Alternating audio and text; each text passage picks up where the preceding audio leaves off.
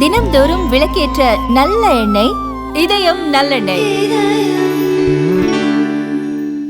உத்தரப்பிரதேசத்தில் 141 கோடி ரூபாய் வரி ஏய்ப்பு செய்ததாக மளிகை கடை வியாபாரிக்கு வருமான வரித்துறை நோட்டீஸ் அனுப்பிய சம்பவம் அதிர்ச்சியை ஏற்படுத்தியுள்ளது.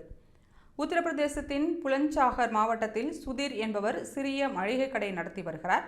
அவர் 141 கோடி ரூபாய் வருமான வரி ஏய்ப்பு செய்ததாக கடந்த ஜூலை மாதம் வருமான வரித்துறை நோட்டீஸ் அனுப்பியது. அதை பார்த்து அதிர்ச்சியடைந்த சுதீர் இது குறித்து குர்ஜா காவல் நிலையத்தில் புகார் அளித்தார்.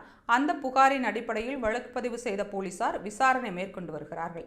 இது குறித்து பேசிய சுதீர், தனது மாத வருமானமே 10,000 ரூபாய் தான். டெல்லியில் 6 நிறுவனங்களை நிறுவ தனது பான் கார்டு தவறாக பயன்படுத்தப்பட்டுள்ளது. இதேபோல 2022ஆம் ஆண்டும் தனக்கு ஒரு நோட்டீஸ் வழங்கப்பட்டது.